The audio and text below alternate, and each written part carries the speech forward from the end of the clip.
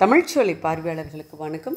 நம் தமிழ்ச்சோலையானது பிஜிடிஆர்பி தேர்வு எழுதக்கூடிய நண்பர்களுக்கு இணைய வழி பயிற்சி வகுப்பும் புதிய டெஸ்ட் பேட்சும் நம்ம தொடங்கியிருக்கோங்க.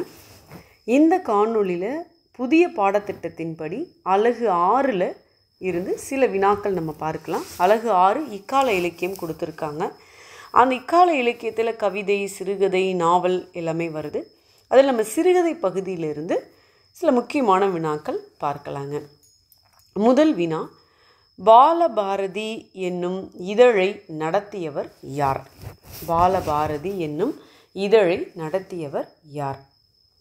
இதற்கான விடை பார்க்கலாங்க. 4 ஆப்ஷன் இருக்குது. வாவேசு ஐயர், மௌனி, லாசா ராமாமிர்தம், பிஎஸ் ராமையா. 4 பேர் கொடுத்துருக்கோம். இதற்கான விடை வாவேசு ஐயர். வே சுப்பிரமணிய ஐயர். அவருடைய பேர் பார்த்தீங்க அப்படின்னா வரகநேரி வெங்கடேச சுப்பிரமணிய ஐயர். இதனுடைய சுருக்கம் தான் வாவேசு ஐயர் அப்படின்னு நம்ம சொல்கிறோங்க. வாவேசு ஐயரனுடைய இலக்கிய பணி மிக விரிவானதுங்க. வாவேசு ஐயர் பார்த்திங்கன்னா தமிழ் இலக்கியத்தில் புனைவு எழுத்தாளராக இருந்திருக்காரு, மொழிபெயர்ப்பாளராக இருந்திருக்காரு, இலக்கிய ஆராய்ச்சியாளராக இருந்திருக்காரு. இந்த மாதிரி 3 களங்களில் அவருடைய பங்களிப்பு இருக்குதுங்க. புனைவு எழுத்தாளராக அவருடைய மங்கையர்க்கரசியின் காதல் இந்த ஒரு தொகுப்பு நூலுங்க. இந்த தொகுப்பில் 8 கதைகள் இருக்குங்க. 8 கதைகள் அடங்கிய ஒரு சிறுகதை தொகுப்பு தான் மங்கையர்க்கரசியின் காதல் அப்படிங்கிறதுங்க. இதில் இருக்கக்கூடிய குளத்தங்கரை அரச மரம் என்ற சிறுகதை தான் தமிழினுடைய முதல் சிறுகதையாக மணிக்கொடி மரபினரால் சுட்டப்பட்டது நம்ம சொல்லலாங்க. வாவேசு ஐயரினுடைய மொழியாக்கங்கள் ரொம்ப ரொம்ப முக்கியமானவைங்க. கம்பராமாயணம், திருக்குறள், சங்க இலக்கியம் இது எல்லாத்தையும் ஆங்கிலத்தை மொழியாக்கம் செய்திருக்கிறாரு வாவேசு ஐயர் அவர்கள். அது மட்டும் இல்லைங்க, மேலை நாட்டு அறிஞர் நடுவே தமிழ் இலக்கியம் சார்ந்த ஒரு கவனத்தை உருவாக்கியவர் இவர் தாங்க. எப்படி தமிழுக்கு தாகூர் போன்றவர்களுடைய படைப்புகளை அறிமுகம் செய்தவரும் இவர் தாங்க. வாவேசு ஐயர் தமிழ் இலக்கிய விமர்சனத்தின் முன்னோடி அப்படின்னு சொல்லத்தக்கவருங்க. இலக்கிய விமர்சனத்தினுடைய அளவுகோல்களை பற்றி மிக விரிவாக பேசியிருக்கிறாருங்க.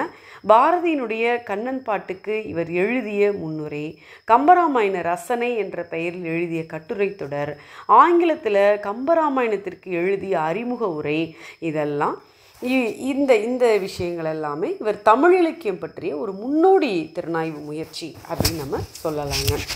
அடுத்த வினா, வே கந்தசாமி கவிராயர் என்னும் புனைப்பெயரில் கவிதைகளை எழுதியவர் யார்? வே கந்தசாமி கவிராயர் என்ற புனைப்பெயரில் கவிதைகளை எழுதியவர் யார்? இதற்கான 4 ஆப்ஷன் நம்ம பார்க்கலாம். கந்தர்வன், புதுமை பித்தன், பாவண்ணன், ஜெயந்தன். 4 ஆப்ஷன் கொடுத்துருக்கோம். இதற்கான விடை புதுமை பித்தன் அவர்கள். புதுமை பித்தன் அவர்கள் வே கந்தசாமி கவிராயர் என்ற புனைப்பெயரில் கவிதைகள் எழுதியிருக்கிறாருங்க. நம்ம புதுமை பித்தனுடைய முதல் சிறுகதை அப்படின்னு சொன்னால் குலோப்ஜான் காதல் இதுதான் இவருடைய முதல் சிறுகதைங்க. காந்தி என்ற இதழில் 1933ஆம் ஆண்டு வெளிவந்ததுங்க. அதற்கு பிறகு 1934 முதல் புதுமை பித்தன் அவர்கள் மணிக்கொடியில் தொடர்ந்து எழுத தொடங்கினாருங்க. புதுமை பித்தனுடைய ஆற்றங்கரை பிள்ளையார் அப்படிங்கிற சிறுகதை மணிக்கொடி இதழில் வெளிவந்த முதல் சிறுகதை அப்படின்னு சொல்கிறாங்கங்க. புதுமை பித்தன் நம்ம சிறுகதை எழுத்தாளர் அப்படிங்கிறது தான் நம்ம பார்க்குறோம். அதை தாண்டி இவர் சிறு சிறு நாடகங்களும் எழுதியிருக்காருங்க. நாவல் எழுதியிருக்கிறாரு, மொழிபெயர்ப்பு பணி பண்ணியிருக்காருங்க. இப்போ நாடகங்கள் அப்படின்னு பார்க்கும் பொழுது புதுமை பித்தன் எழுதிய முதல் நாடகம் பக்த குசேலா கரியுக மாடல் இப்படிங்கிற இந்த நாடகம் இவர் எழுதிய நாடகங்க. இது மட்டும் இல்லாமல் புதுமை பித்தனுடைய நிச்சயமா நாளைக்கு அப்படின்னு ஒரு நாடகம் எழுதியிருக்கிறாருங்க. அடுத்தது வரலாற்று நூல்கள் அப்படின்னு பார்க்கும் பொழுது புதுமை பித்தன் இத்தாலி நாட்டு சர்வாதிகாரி பெனிட்டோ முசோலினுடைய வாழ்க்கை வரலாற்றை பேசிஸ்ட் ஜடாமுனி அப்படிங்கிற தலைப்பில் எழுதியிருக்கிறாருங்க. அது மட்டும் இல்லை, ஜெர்மன் சர்வாதிகாரி அடால்ஃப் ஹிட்லர் இருக்கார் இல்லைங்க, அந்த ஹிட்லருடைய வாழ்க்கையை கப்சிப் தர்பார் அப்படிங்கிற தலைப்பிலையும் எழுதியிருக்கிறாருங்க. இதெல்லாம் புதுமைப்பித்தன் எழுதிய வரலாற்று நூல்கள்னு சொல்லலாங்க. நாவல் அப்படின்னு பார்க்கும் பொழுது புதுமைப்பித்தன் எழுத தொடங்கிய சிற்றன்னை அப்படிங்கிற ஒரு நாவல் எழுத தொடங்கினார். ஆனால் அந்த நாவல் எழுதி முடிக்கப்படாமல் பாதியிலே நின்று விட்டதுங்க. அடுத்தது புதுமைப்பித்தன் ஒரு நாவலுக்கு மூக்கப்பிள்ளை அப்படின்னு பெயரிட்டிருந்தார். அது ஒரு பெரிய நாவலாக எழுதணும் அப்படிங்கிற ஒரு கனவு இருந்தது. அதுவும் பாதியிலேயே நிறுத்தப்பட்டதுங்க. மொழிபெயர்ப்பு அப்படின்னு பார்க்கும் பொழுது புதுமைப்பித்தன் 58 சிறுகதைகளுக்கு மேலே உலக இலக்கியங்கள்லேருந்து மொழிபெயர்த்திருக்காருங்க.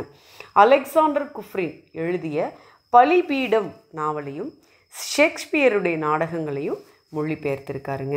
இதெல்லாம் நம்ம புதுமைப்பித்தனை பற்றிய தெரிந்து கொள்ள வேண்டிய சில முக்கியமான தகவல்கள். அடுத்து வினா பார்க்கலாங்க. சிறுகதையின் திருமூலர் என்று அழைக்கப்படுபவர் யார்? இதற்கான 4 ஆப்ஷன் பார்க்கலாம். கோணங்கி, விந்தன், மௌனி, அகிலன். இதற்கான விடை மௌனிங்க. மௌனியை சிறுகதையின் திருமூலர் அப்படின்னு சொன்னவர் புதுமைப்பித்தன் அவர்கள். அடுத்த வினா, அபிதா என்ற நாவலை எழுதியவர் யார்? இதற்கான 4 ஆப்ஷன் நம்ம பார்க்கலாம். கோணங்கி, புதுமைப்பித்தன், மௌனி, லாசா, ராமாமிர்தம். 4 ஆப்ஷன் இருக்குது. இதற்கான விடை லாசா ராமாமிர்தம் அவர்கள். இவர் தான் அபிதா என்ற நாவலை எழுதியவர் லாசா ராமாமிர்தம்ங்க. நம்ம லாசா ராமாமிர்தம் அப்படின்னு சொல்லும்பொழுது அவரை பற்றி நம்ம நிறைய சொல்லலாங்க. அதாவது லால்குடி சப்த ரிஷி ராமாமிர்தம், இதனுடைய சுருக்கம்தான் லாசா ரா அப்படின்னு சொல்கிறாங்கங்க. இந்த லாசா ராமாமிர்தம் அவர்கள் தொடக்கத்தில் சிறுகதைகள் மட்டும்தான் எழுதிட்டு வந்தார். அதுவும் 1966 தனது 50வது வயதில் புத்ர என்னும் தனது முதல் நாவலை எழுதியிருக்கிறாருங்க. அடுத்து வாசகர் வட்ட வெளியீடாக அந்த நாவல் பிரசுரிக்கப்பட்டது. 1970 அபிதா அப்படிங்கிற நாவலை எழுதியிருக்காருங்க. சுயசரிதைகள் அப்படின்னு பார்க்கும் பொழுது லாசா ராமாமிர்தம் அவர்கள் பார்க்கடல், சிந்தா நதி அப்படிங்கிற 2 தன் வரலாற்று குறிப்புகளை நினைவோட உத்தியில் அந்த முறையில் எழுதியிருக்கிறாருங்க. மொழியாக்கங்கள் அப்படின்னு பார்க்கும் பொழுது லாசாரா அவர்கள் நிறைய பல இந்திய அயல்நாட்டு மொழிகள் பலவற்றில் மொழியாக்கம் செய்யப்பட்டு பல இலக்கிய தொகுப்புகளில் இடம்பெற்றிருக்கிறது. லாசாராவினுடைய படைப்புகள், இவருடைய படைப்புகள் பல இந்திய அயல்நாட்டு மொழிகள் பலவற்றில் மொழியாக்கம் செய்யப்பட்டு வெளிவந்திருக்குதுங்க. சிகாகோ பல்கலைக்கழகம் வெளியிட்ட பெருந்தொகை, பெங்குவின் நிறுவனத்தார் வெளியிட்ட நியூ ரைட்டிங் இன் இந்தியா, இதிலெல்லாம் லாசாரா இடம்பெற்றிருக்கிறாருங்க. அடுத்த வினா பார்க்கலாம். பிரசிடெண்ட் பஞ்சாட்சரம் என்ற நாடகத்தை எழுதியவர் யார்? இதற்கான 4 ஆப்ஷன் பார்க்கலாம். PS ராமையா, புதுமைப்பித்தன், விந்தன், அகிலன். இதற்கான விடை PS ராமையா. PS ராமையா அவர்கள் அதாவது இவருடைய முக்கியமான ஒரு சிறுகதை அப்படின்னு சொல்லும் பொழுது ஆனந்த விகடன் சிறுகதை போட்டிக்கு இவர் எழுதிய மலரும் மனமும் என்ற சிறுகதைக்கு ஊக்கத்தொகை கிடைச்சிருக்குது. ஜெயபாரதி இதழில் உதவி ஆசிரியராக பணியாற்றியிருக்கிறாரு. மணிக்கொடி காலம், இவரது மணிக்கொடி காலம் என்ற நூலுக்கு 1962ஆம் ஆண்டிற்கான சாகித்ய அகாடமி விருது கிடைச்சிருக்குங்க. சீசு செல்லப்பா அவர்கள் ராமையாவின் சிறுகதை பாணி என்ற ஒரு நூலை எழுதி வெளியிட்டிருக்கிறாருங்க. பிரசிடெண்ட் பஞ்சாட்சரம் என்ற நாடகத்தை எழுதியவர் தான் நம்ம PS ராமையா அவர்கள். ஸோ இந்த வரைக்கும் நம்ம அதாவது பார்த்தது 5 வினாக்கள் தான். ஆனால் அந்த 5 வினாக்களில் நம்ம நிறைய செய்திகளை இதில் பார்த்துருக்கோங்க. நிறைய செய்திகள் இருக்குது. இன்னும் அடுத்தடுத்த காணொளியில் நம்ம நிறைய வினாக்கள் பார்க்கலாம். சீவக சிந்தாமணி தொடர காப்பியத்தை நம்ம மிக எளிமையான கதை சுருக்கமாக சொல்லிக்கிட்டு இருக்கோம்.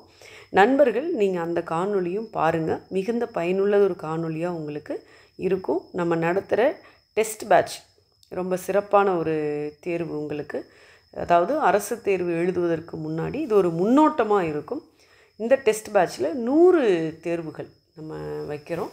ஒவ்வொரு தேர்வுலேயும் 50 வினாக்கள் இந்த புதிய பாடத்திட்டத்தின்படி 10 அலகுலேயும் இருந்தும் நம்ம அதாவது மூல நூல்களை பேஸ் பண்ணி மூல நூல்களில் இருந்து தான் நம்ம இதற்கான வினாக்கள் எடுக்கிறோம். இந்த மூல நூல்களிலிருந்து எடுக்கப்பட்ட வினாக்களுடைய தொகுப்பு தான் நம்ம போட்டிருக்கிற 11 நூல்கள். நம்ம தமிழ்ச்சோலையின் சார்பாக போட்டிருக்கிற 11 நூல்கள். இந்த நூல்களிலிருந்து நம்ம தேர்வு வைக்கிறோம். இங்கே தொடர்ந்து நம்ம தமிழ்ச்சோலையை பார்த்துட்டு வாங்க. தொடர்ந்து நம்ம தமிழ்ச்சோலைக்கு பேராதரவு கொடுத்து கொண்டு வரக்கூடிய நண்பர்கள் அனைவருக்கும் மனமார்ந்த நன்றி. வணக்கம்.